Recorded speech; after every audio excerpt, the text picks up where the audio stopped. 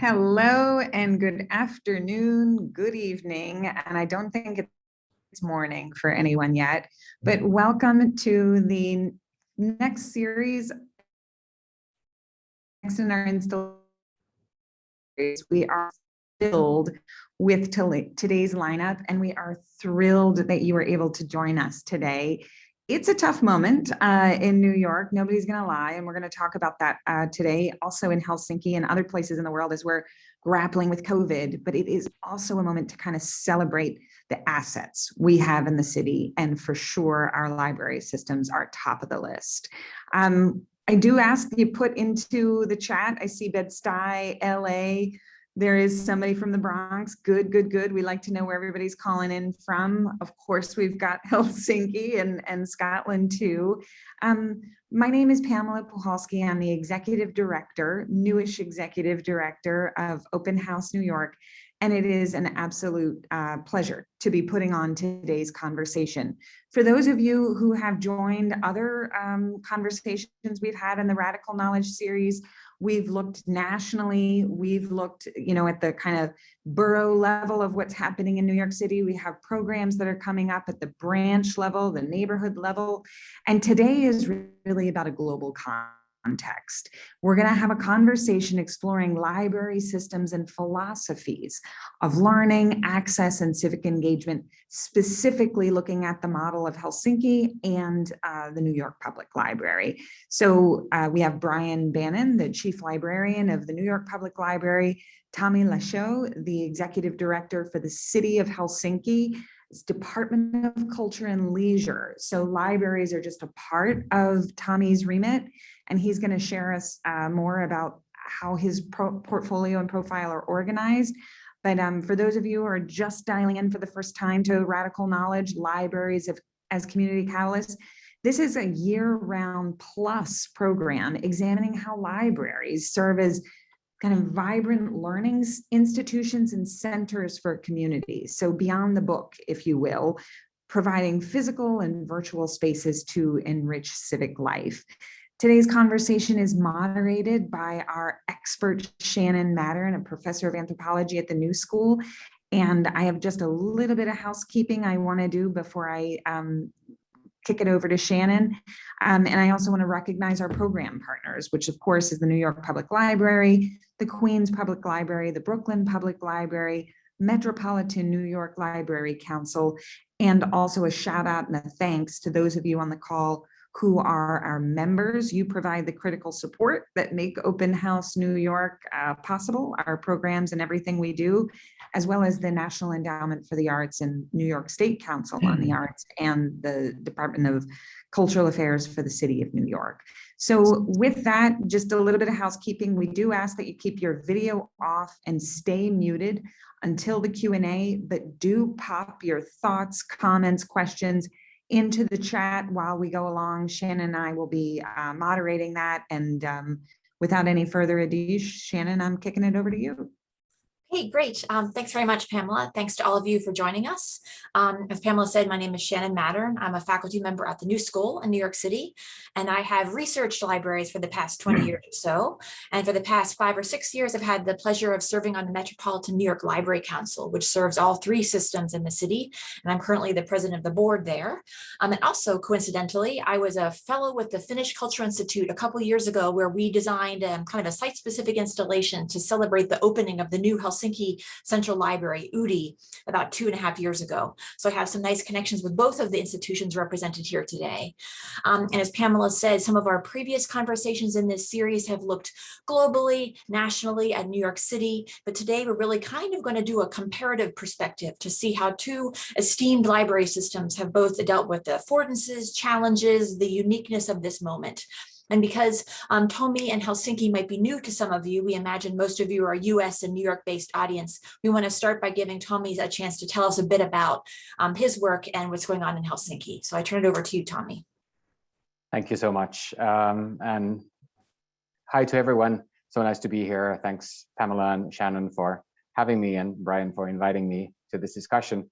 I thought I'll spend a couple of minutes on kind of giving you a context on where libraries sit when we look at Helsinki. And the standard question, can you see my slides? Yes, good. So as was mentioned, I look at libraries in the context of a more broader set of services. I'm in charge of culture, sports, libraries, and youth work, and part of the city's executive team, the mayor's leadership team. And here are some photos from Helsinki libraries from the last couple of years. But I thought that before going to where libraries are at the moment, I'll take you back a bit to 100 years back. And this photo is taken from my city in 1918. Finland is a fairly young independent country. It gained its independence in 1917 from Soviet Union. And within a year, the country slided into a very bloody civil war. People killing their neighbors and sending people to prison camps. And these are children searching for valuable items in my city, in the center of the city, after the city was torn to ruins by people killing and attacking their neighbors and other people. That's kind of how the country started. So it was quite a rough start, to put it mildly. And this is where we are at the moment. These are pictures from the Oodi library that was mentioned. At the moment, Helsinki ranks extremely high in a lot of global rankings. Helsinki ranks at the moment as the #1 city in the world when it comes to the balance between work and leisure. Helsinki is one of the most livable countries in several rankings, and one of the most educated and one of the most literate cities and countries. And I don't think that has happened by accident, and libraries have played a fundamental role in that story. When you're a small country, 5 million people, and you speak a language that no one else outside your country understands, you kind of have to make sure that everyone in your country can live up to their fullest potential. You can't, to put it other ways, you can't waste people. And in many ways, the story of Helsinki and Finland is very linked to libraries. This idea that everyone deserves to grow to their fullest potential. Everyone deserves literature, culture, beauty, and a role in a democratic society. And it's not an accident that if we look at the role of libraries, when Finland celebrated its centennial as an independent country in 2017, the biggest action that the national government and the local government did was to build a public library. And it's the one in the middle of the photo. The library staff had been dreaming of it for 2 decades and interacting with thousands and thousands of citizens. But it was the centennial year that really elevated the project. This idea that if we look at what we've achieved and who we are, the public libraries in many ways are a manifestation of that. It's not an accident that this library was built on the most valuable vacant piece of land in the whole country. It's not an accident that if you go and stand on the balcony, you can see there in the photo, you're standing on the same level as members of parliament on the other side of the street. This idea that you build a people's parliament opposite to the national parliament. And it was amazing when this library opened, and it's been a dramatic or a major success. You saw people with tears in their eyes because people had been taking part in the interaction work around this library for decades. And there were people saying, I can't believe that we were able to achieve something like this. There was this older man who came into the library on the opening day and said, if we're able to achieve something like this, all hope is not lost. And I think in many ways in Helsinki, libraries are at the moment the manifestation of who we are at our best. And I think in many ways, the Central Library has led into this kind of renaissance of public libraries. People love them. We have much more customers or users than before.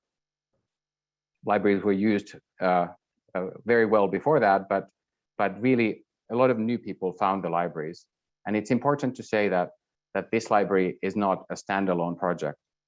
When you do this kind of a flagship project in the middle of the city, that also boosts the neighborhood libraries. these are some pictures of recent libraries we've done in Helsinki neighborhoods.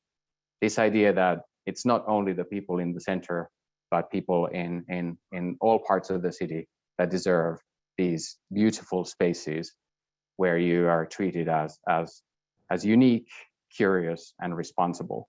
And in many ways, I think, not to exaggerate it, that if people want a physical experience of what democracy looks like and feels like, they go to a library at the moment.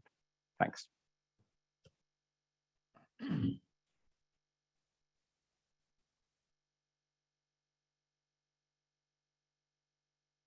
You're muted, Shannon. You're muted.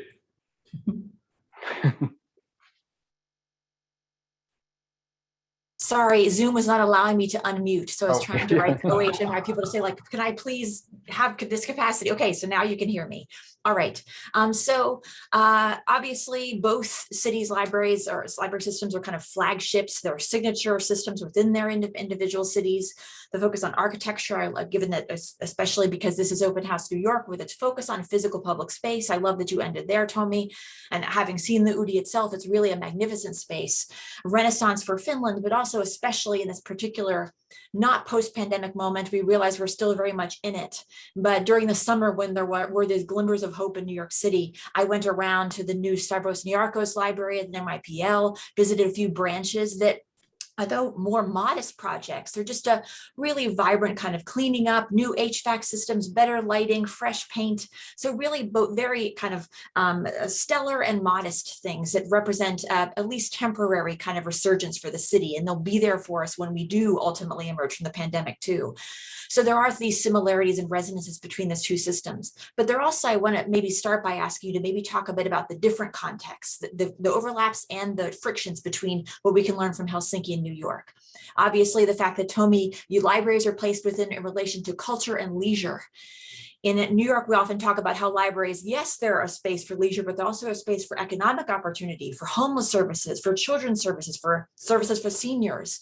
So how their placement differently within different government contexts might shape the way we talk about them, think about them, manage them.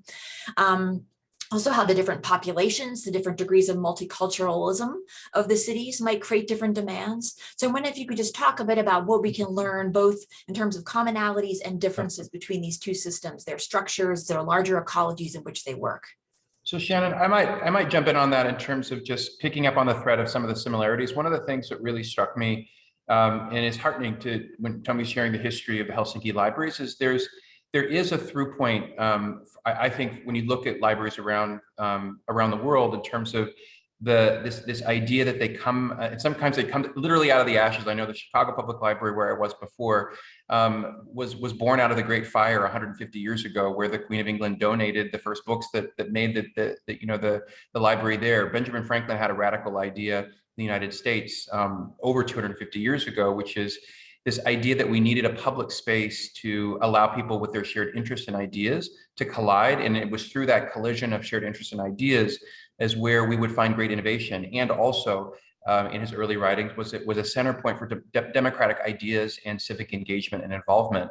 And so for us in the United States, whether they're, our libraries were literally born out of the ashes of a great fire, or here in New York City, it was a private donation 125 years ago that founded our New York Public Library. One of the through point connections that I think is really interesting about US libraries, and then when you look at libraries in Europe and around the world, China may be an exception of that. This idea of it being really integrated into this, the concept of a democratic institution that is about providing free and open access to ideas for the purpose of really moving society forward. And I think one of the things that you mentioned, Shannon, in terms of it's because we sit on top of these ideals, we can have these other strands where, a strong democracy also means a strong economy in terms of giving people opportunity for work. And so being a place where people can not only explore their ideas, but true opportunity. And that opportunity could be developing a new set of skills related to technology. That could be incubating a business. That could be getting career advice. It also could be about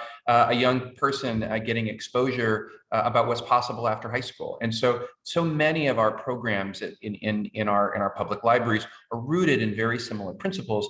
And yet one of the things I think is really exciting and interesting when you look at libraries around the world, the way that we translate that into actual programs and services is very contextual, and it's very to the moment that we're in. And so while some of the programs and services, for example, between New York and Helsinki could look very different, they are rooted in many ways in some of the same ideals and philosophies. And to me, that's one of the things that's kind of exciting. And when we look at the comparing and contrasting, what it looks like in terms of how we translate service may look different, but is rooted in some of the very similar principles and values. If I may continue on that, I mean, I do agree on what Brian said, that also in Finland, libraries are very much rooted in kind of what democracy looks like. And as I mentioned, it was a celebration of democracy that actually made this new public library possible. I think the wonderful thing in libraries, coming from the outside, not being a librarian, is the fact that in many public services, or if you enter public buildings, there's an assumption on what your needs are, and there's this like, you come for help, or there's a specific need that you come to other public buildings. If you go to employment services, or if you go to a school or so forth, or a swimming hall.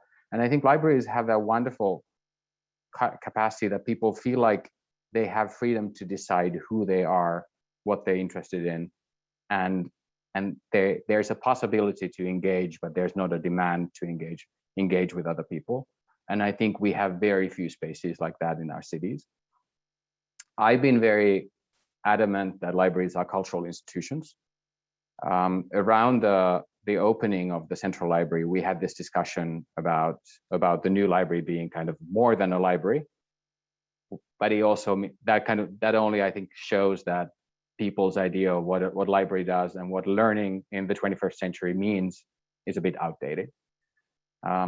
I think these things, when we talk about 3D printers, or whether we talk about freelancers working with their laptop in a library, that's part of a library. It's not more than a library.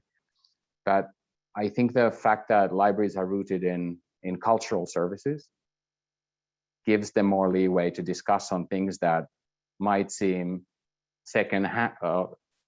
are important in cultural services, like things like aesthetics, things like quality, things like beauty. And I think that kind of opens more room for that discussion if they're seen as cultural institutions versus community centers.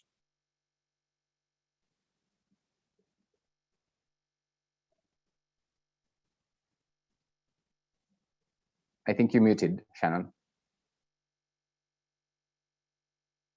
I am, and it seems that every time I mute, I cannot then unmute. So apparently I should never mute myself.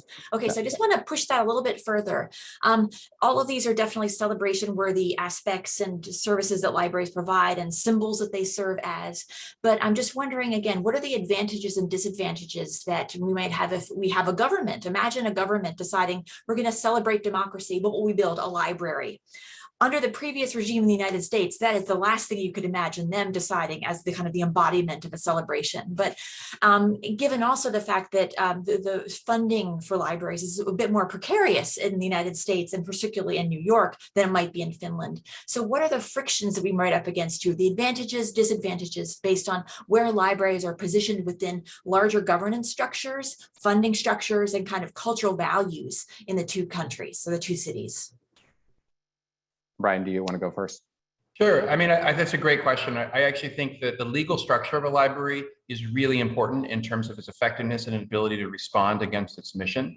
I mean, so that the types of libraries I've worked in the United States include private institutions such as New York Public Library. So we're a 501c3 nonprofit. So the latitude we have in terms of our ability to have an endowment and do private fundraising, working directly with the city government provides us, some actual greater flexibility than, for example, many of the other U.S. public libraries, which are a piece of the city government, makes funding can be a bit trickier.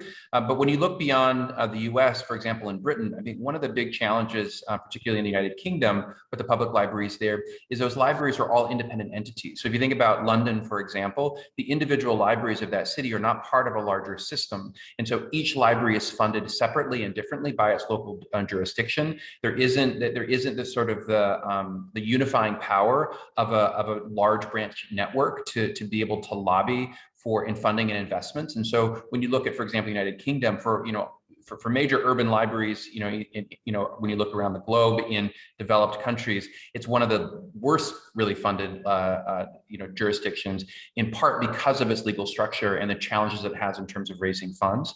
And so I actually think, Shannon, that's a really great question in terms of how do we fund our libraries? What's our obligation as a community to do it? And then how do we also give our libraries a voice in making sure that they can demonstrate their value in the community in order to essentially continue to get the support that they need from their local citizenry body, whether it's the government or whether it's private investment.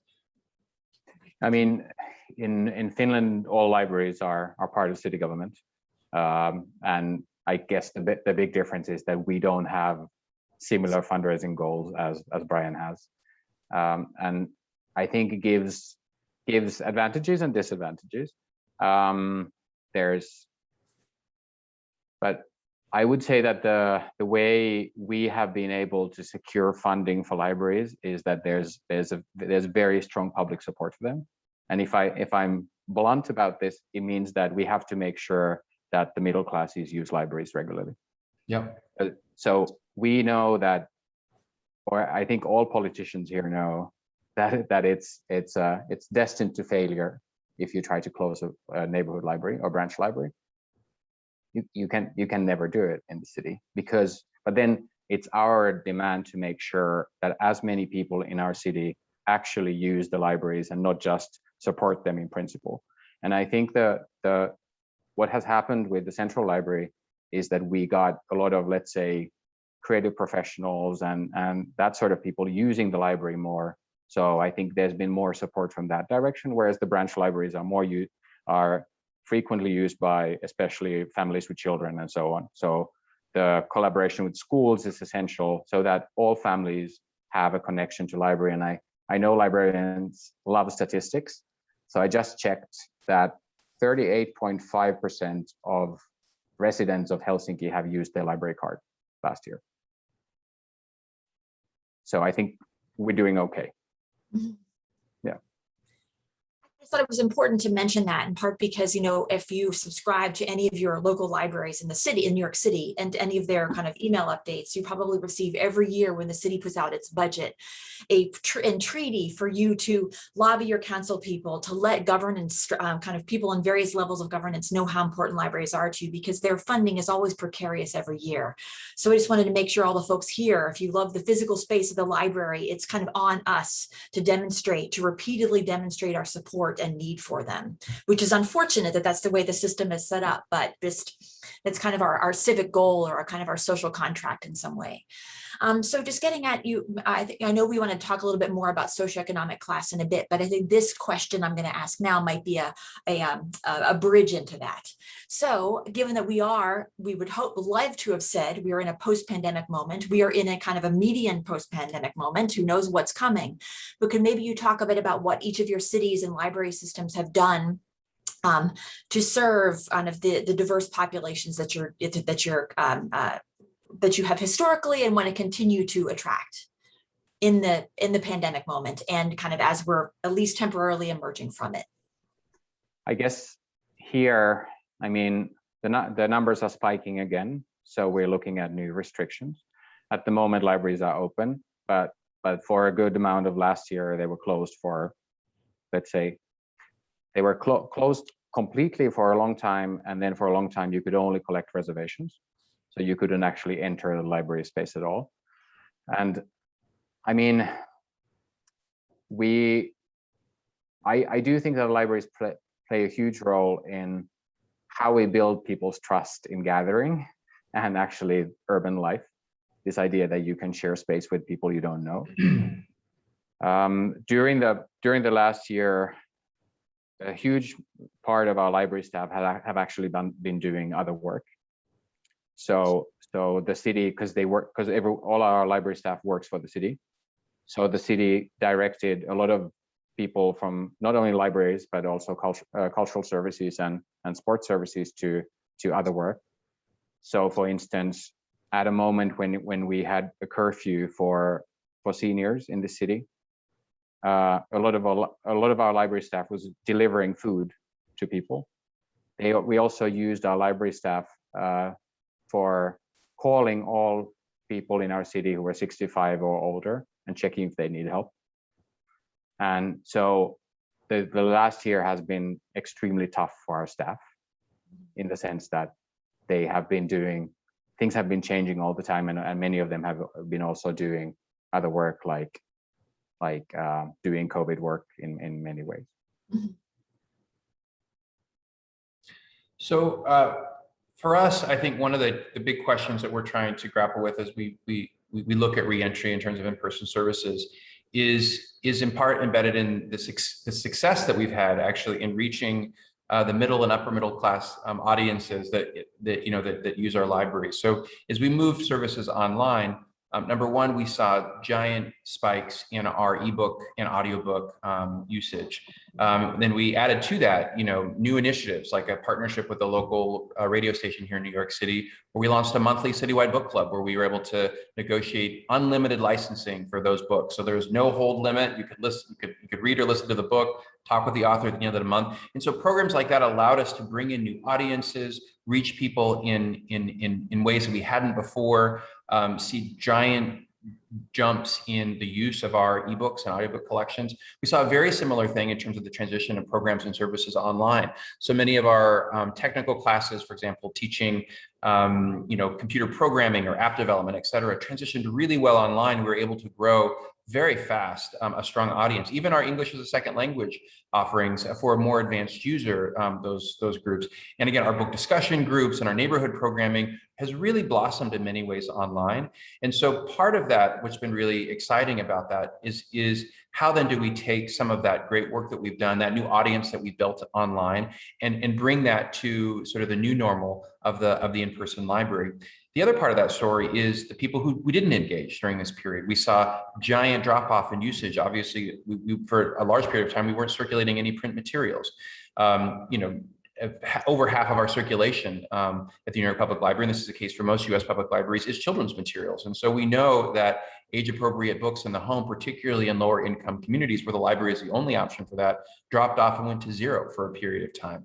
And so, it's a long way of saying while we were able to successfully engage in existing and grow a demographic that's more in the middle to higher income, we pretty much weren't able to reach at all those audiences that are in the lower income, those who are living at or below poverty.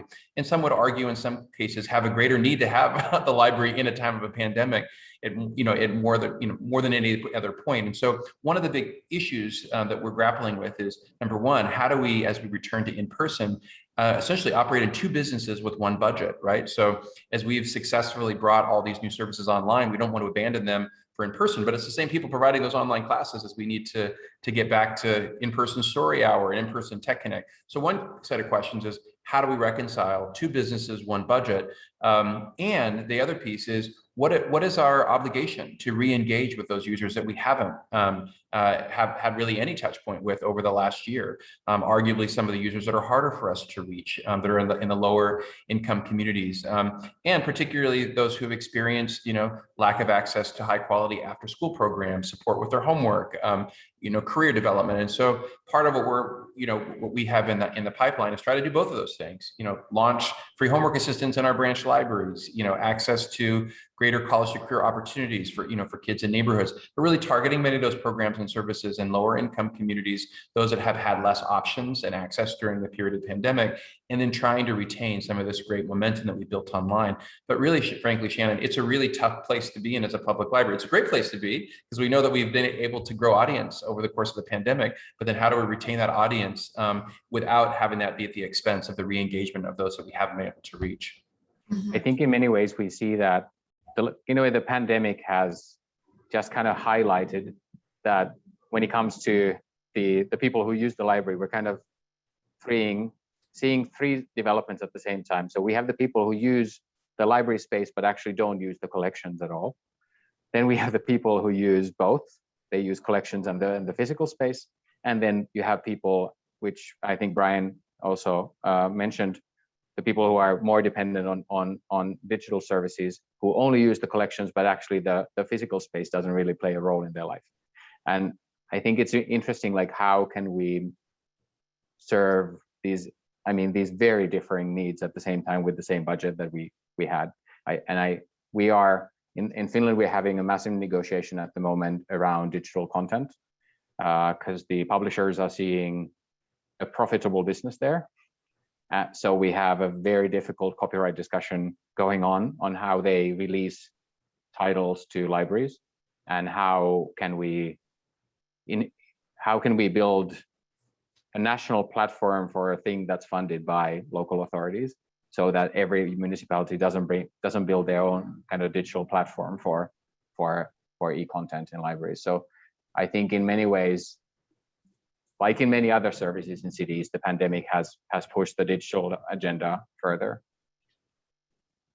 And that's a theme that both of you addressed, especially how the pandemic has maybe rallied or steeled librarians to push for more capacious and generous digital rights management, access to digital materials. I know that some publishers have kind of been a little bit more generous in their use terms for during this difficult period, but also something that I don't know that either of you mentioned was the access to digital infrastructure as well. So we learned again, the lines of the digital divide, of digital redlining, have been drawn starkly on the map throughout the pandemic, and libraries in the U.S. in New York, and I'm sure elsewhere, have provided digital access through expanding Wi-Fi access to a lot of folks who now have to go to school and work from home. One thing that you mentioned, Tommi, was that this has been really difficult for your staff. So I imagine we have some librarians here with us today. So one of you could just say a bit about the challenges and sacrifices and innovation that your staff has engaged in over the past year and a half, and how you have balanced the desire to serve your patrons and also keep your staff safe. So if you could talk a bit about staff role over the past year and a half. Yeah, I'd love to. The one new challenge that was slightly unexpected was that when we started introducing a mask mandate in libraries, we saw a spike in aggression towards staff. We saw a lot of people protesting inside libraries that you're violating our fundamental rights. What's the authority do you have to require this? And I think also people being quite aggressive to each other inside libraries, because when people come too close to them, or someone's not wearing a mask or so on. So that's been a kind of new playing field for a lot of our staff. And I think the other tough area has been that when you feel for a long time that you can't do your work well, that when you're just running an kind of an empty shell where people come and collect their reservations and leave, so you lose a lot of the essence of a library. And we had to work with our branch managers quite a lot in how do you keep the hope up that we're going to come out of this. Mm-hmm. So but the aggression part, I don't know if Brian, you've seen that, but it's been surprisingly stark here. Mm. Yeah, I mean, we definitely, in terms of as we phase back in services, we've had a greater presence of security officers in our branch libraries, frankly, to help navigate some of that with our library staff. I think for us, I think this is similar for any human living through the pandemic, Shannon, that, number one, all of our team members are experiencing all kinds of things at home, from kids that are, having to all of a sudden be remote from school and, figuring out how to navigate all of that, from the devices to, supporting their kids. People have experienced, sickness and loss and death as a result of the pandemic. And so the life circumstance of our entire workforce was dramatically changed by this moment, while also having an accountability providing services to New Yorkers. And so that sort of just living with that sort of piece that we're all experiencing, and everybody's circumstance is different.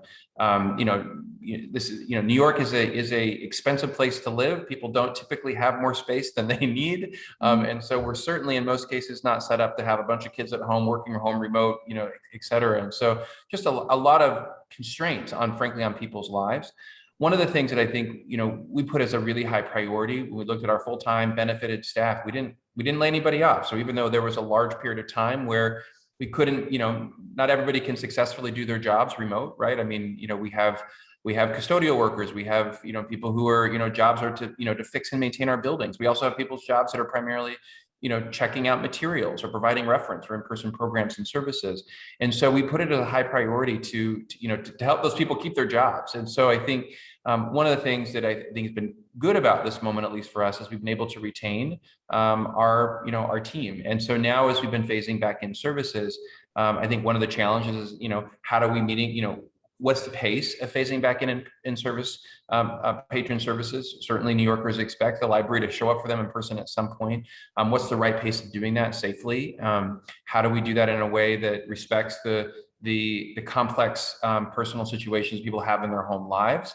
But also eventually, get ourselves back to in-person services, get ourselves back in the homes and the lives of New Yorkers. And as I said at the beginning, especially those who haven't been able to use us because of the limited services that we've been able to provide. And so it's been, there is no easy answer for that. And I think, I talk weekly with library directors across the country. We have a standing leadership call, and we're all sort of faced with this this leadership challenge, and it's all the way through. So how we're reconciling that, it's hard. It isn't easy, but I think what's really heartening about it, especially now that we're starting to get reopened again, we have we are a resilient field. We have a strong, committed workforce. People who tend to come to this field come because they really care, and people want to get out and provide service again in their neighborhoods. And it's been really inspiring to see all the creative ways in which people have done that, over the last few months, especially. Mm-hmm. And as you pointed out earlier, this is certainly not an issue that is unique to libraries, even in higher education. I feel for my colleagues who are going back into the classroom in a few weeks, particularly at universities where there is no mask mandate, no vaccination requirement. So these are challenges that all kind of public-facing professions are facing now and into the future. If I may jump on that, what we've noticed in the city staff in general here is that I think that during the pandemic, the discussion has been a lot about remote working, because most journalists and most white collar workers work at home. Mm-hmm. So in a way, social class has played a huge role in whose voice is heard in that discussion and whose work-life balance is seen in the media. The City of Helsinki has 38,000 people working for it. 10% of our staff have been able to work from home. Wow. And I think that's kind of what I've been trying to remind everyone in the city's leadership team, that let's remember that even if we work from home, most of our staff don't. And so the fears that you have when you have to go to a library or you have to go to a sports center every day, and you have a kid with a critical illness at home, is very different than working at home and having your child in the next room. Mm-hmm. So I think class has made it. I think we haven't really done the class analysis on the pandemic, and goes back to kind of what Brian was saying also about who the libraries were serving during the pandemic. Mm-hmm. A lot of our discussion is focused on how we saw differential needs and uses based on socioeconomic class, but also the way people use the physical space varies by socioeconomic class and kind of cultural background as well. And maybe before I ask this question, I want to encourage people to maybe post some questions in the Q&A or the chat, because after I ask this question, it'll be open to you. We'll be addressing our audience's questions. But I want to, given Open House New York focus on the physical city, I want to ask you about architecture, the physical spaces, which have been open to limited capacity over the past year or so, more robustly over the past month. And again, we don't know what the future holds, if that will be sustainable. I'm not sure if you have want to predict about that.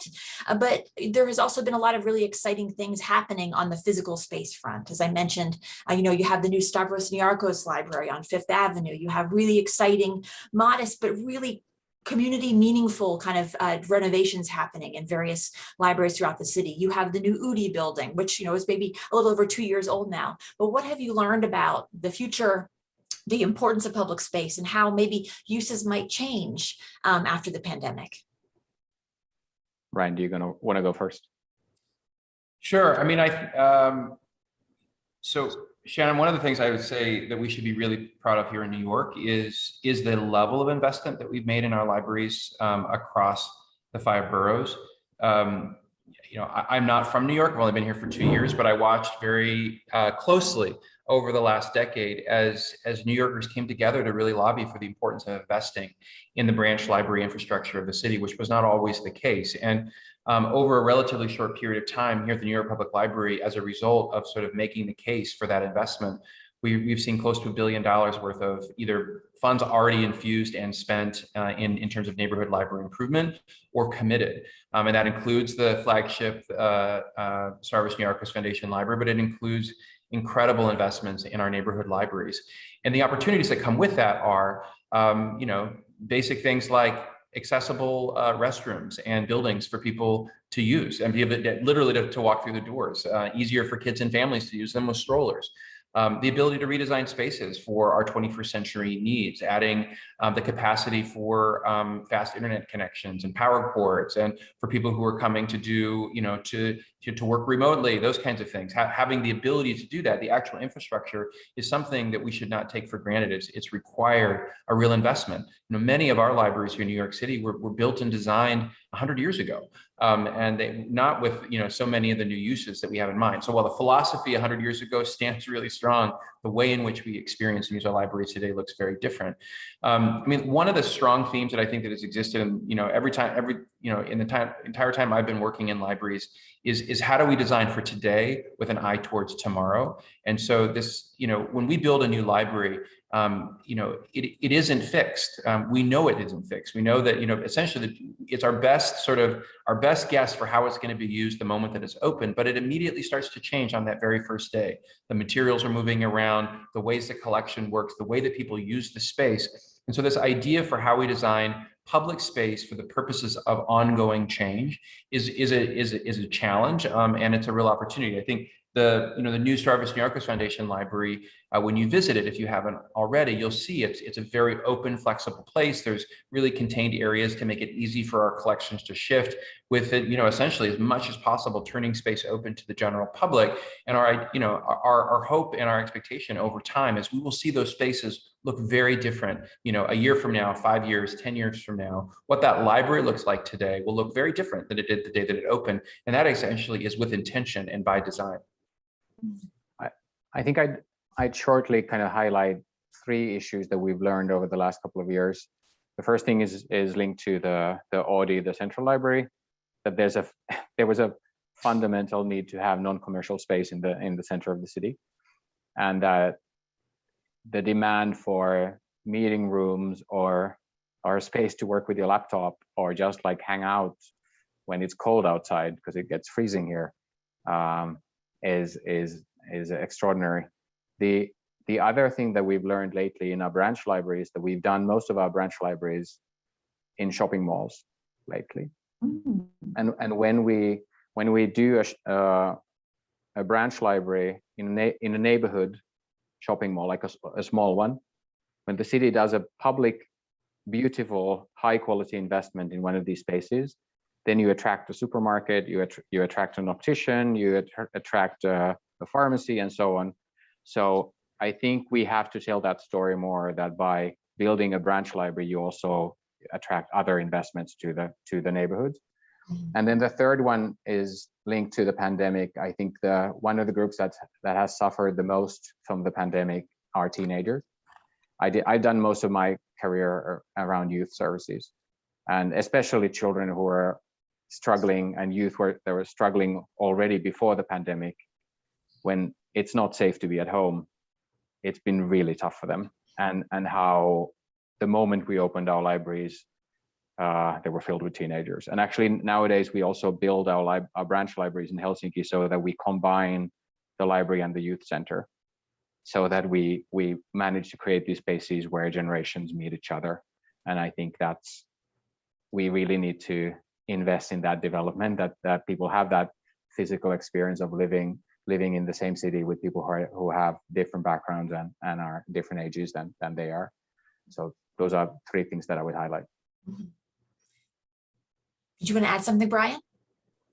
I think Okay. we're. So I think our response is focused primarily on kind of functional uses of the building, but Jonathan Evans also asked the question more kind of on the symbolic aesthetic dimension. So could you maybe talk a bit about how existing buildings and maybe some of the renovated and new structures embody kind of the civic values, maybe inspiring kind of symbolism of the city? How do they reflect the mission and core values of the city in the physical space, aesthetically, through the design, through kind of programming, etc.?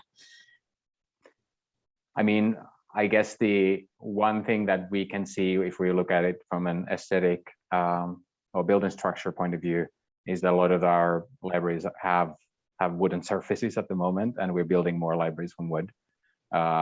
It's part of the city's climate policy as well to make sure that more public buildings have a wooden structure and wooden surface.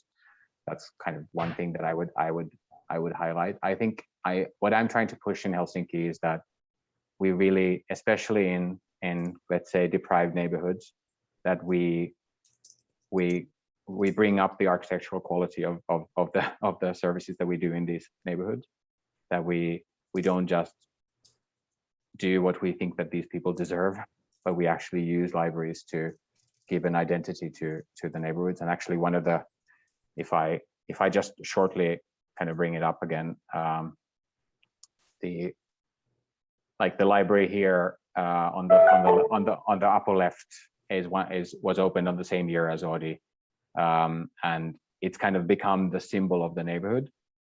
And I think Helsinki has is just finishing its new architectural program, and this idea of flagship buildings and using public buildings as flagship buildings to give a neighborhood an identity is very strong on our agenda at the moment. Mm-hmm. I think Tommi said it well. What I would add is I think this idea of thinking of our branch libraries as part of the civic architecture of a neighborhood and a community is really important. There was definitely an era in public libraries, and I think we've seen it with schools and many other sort of what are seen as municipal buildings, is that, well, we could just design it once and we can just sort of do it over and over and over and over. Many cities certainly that's been in the case in New York. And I think, to me, it's a real missed opportunity because, as Tommi said, like our branch libraries, our neighborhood libraries have the opportunity to reflect the culture, the values, and the identities of our communities. And it can be done through art. It can be done through the layout and design. Some libraries have gone as far as, bringing in, the community specifically to help design elements and pieces of that. And I think, the idea that we own the public library is such a radical notion. And it's something I think that we wouldn't, when I say we own it, we all own it. We, even just the fear, the notion that we have of the way that we check out books, the idea that we all own the collections of the library together. We all have equal access to those collections. I can read a book and return it, and my neighbor can read it and return it. We all have that opportunity because we've created this thing together. And if we can extend that to civic architecture and thinking about creating beautiful aspirational spaces that inspire us to wonder, to read, to connect. To me, that's it's a really exciting opportunity. And certainly as we look at more contemporary ideas around public libraries, and this is not unique to New York or really to Helsinki, but it's a trend globally in public libraries, particularly in urban settings, to think about how we leverage the physical space as much as we do the activities within to represent the values and to help sort of explore those values through the space itself. Does New York have a policy that you use 1% of your building costs on art? It's an ordinance. Most of the cities in the United States have an ordinance where if you're going to use city dollars, it's a % for art requirements. Yeah. Yeah, we've had a lot of questions about the Central Library when we have an Ai Weiwei sculpture in the middle of the top floor. Like how are we, like, a lot of people have been questioning, like, how do we dare to put it in the middle of the building because it's so valuable. But I think it's especially when you do these massive projects, I think it's important that you also bring up the artistic quality of the work that you do in these spaces. And I think the 1% rule is something that I think all municipalities should use. I think it's a huge budget for the art, but it sinks really well into the overall building costs. This question of how can you put this valuable piece of art in the middle of the building really makes us ask questions about what constitutes value? What do we value in a society? The fact that we're going to take a monetarily precious object and put it in a public space so that it does belong to the community. I mean, that's a statement right there. Yeah. It's not kind of part of an endowment or behind a glass wall. It actually belongs to the people. So that itself kind of is an embodiment of what the library ostensibly stands for. You know, Shannon, that question usually comes from visitors, not from Finns. And we've had, because the library has won a lot of awards, so we've had quite a lot of international visitors, and we've had several prime ministers who are asking that we free the whole top floor for them to visit or something like that. But we've been very adamant that that's not something we do.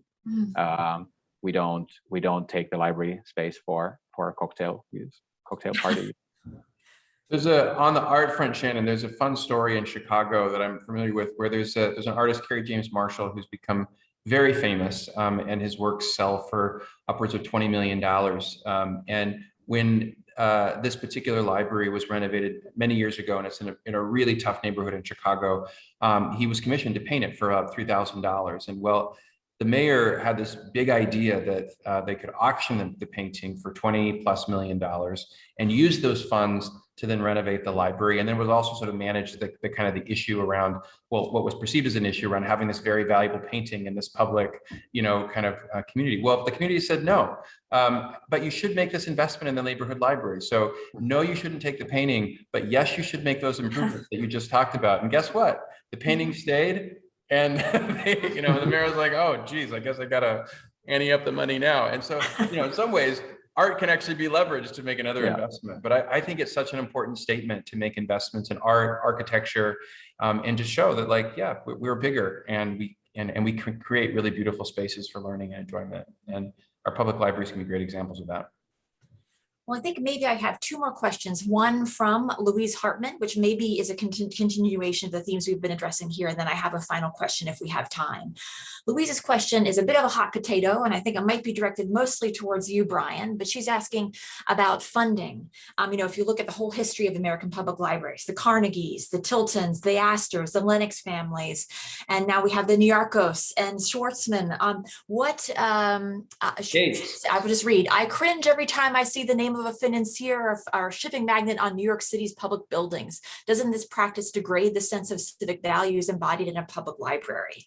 So, of course, it's a long legacy to having financiers and industrialist names and on libraries. But I'm wondering if you could address that question. Yeah, and I would say, and I'd add to that, Bill Gates, through the Gates Foundation, invested over $1 billion in public libraries in the United States. I mean, so yes, there is a long history of philanthropy. I think it's a delicate dance that we have to play, and I think it's a big philosophical question. The time I spent in San Francisco was definitely, that this was a front and center question we were constantly, right? Are we privatizing our public libraries by handing over, naming opportunities and naming rights? And I don't think there's an easy answer to that question. I think it's a question that we need to reconcile every time we explore the possibility of taking a private gift. I think it's incredibly important that when we do explore private gifts, that we're careful about how we accept them. And sometimes we need to say no based on what those conditions might be. And so I don't think there's an easy answer to say, well, no, we shouldn't be, taking private philanthropy and private dollars. And I don't, but I think as we look at that, it's important to kind of, understand what the implications can be if those dollars aren't spent wisely and equitably and democratically. I think coming from a big government country, I don't have anything to contribute to that discussion. But I will say that this again is a larger systemic question. It's a matter of, what role does philanthropy play in our society? What role do tax structures play in our society? Who's responsible? Yes, who's responsible? The question I would have asked at the end, but we don't really have time, but just might be something to think about is Helsinki in this conversation is learning from New York from Helsinki. Just wondering, and also we might have learned from libraries in the global South in particular, and less well enfranchised, less well funded societies, how their libraries have really stepped up and maybe have been able to or not have been able to serve their populations in different ways. So there's maybe some lessons to be learned there too. But I think we're going to have to wrap up our conversation. So thanks very much to both of you, and I'll turn it over to Pamela. Thank you so much, Shannon, Brian, and Tommi. I know everyone feels this was an incredibly enriching and powerful conversation, and I would just plug Medellin has a remarkable library system and have really use their libraries to build social cohesion. And that is definitely something that we heard a lot about today. I want to wrap up with a few comments, folks. We talked about, this intersection of the physical and the values and the activities that happen within. I get to do a plug for the Open House New York week. 7th and 18th of this year, and we will have a major series thanks to our partnership with NYPL, Queens Public Library, and Brooklyn Public Library to actually get into some of these spaces. We will be very careful with COVID precautions, but we will go into the Charleston Library in Staten Island that Tommi is also being developed by NYPL in partnership with the city's Economic Development Corporation, EDC, in a shopping center. We'll also go into Northern Manhattan and see the smallest library that was built in a studio apartment in the first public housing complex of New York City. So there's a really incredible lineup. And on August 12th, the Open House New York. So first, let me type into the chat the sign up for the Open House New York weekend. If you're not already on our list and want to learn more about the weekend, which is largely free, we encourage you to sign up for that. And I also want to plug membership again and ask my team to drop the membership link in, because we're going to get into the Stavros Niarchos Foundation Library very small tour on August 12th that will be available just to members. We're going to announce that very soon. But, and yes, someone's asking about AIA CES credit. Tomorrow, you'll get an email with the recording from today's session, and there will also be further instructions for those of you looking for AIA credits. And again, thank you, Tommi, Brian, Shannon. We're going to continue this series going in to the neighborhood, the local, the national, bouncing around the globe, because libraries really are the kind of glue for our societies, both our local communities and certainly nationally and globally. And it's just been a pleasure to host you all today. Thank you. Thanks. Thank you. Goodbye.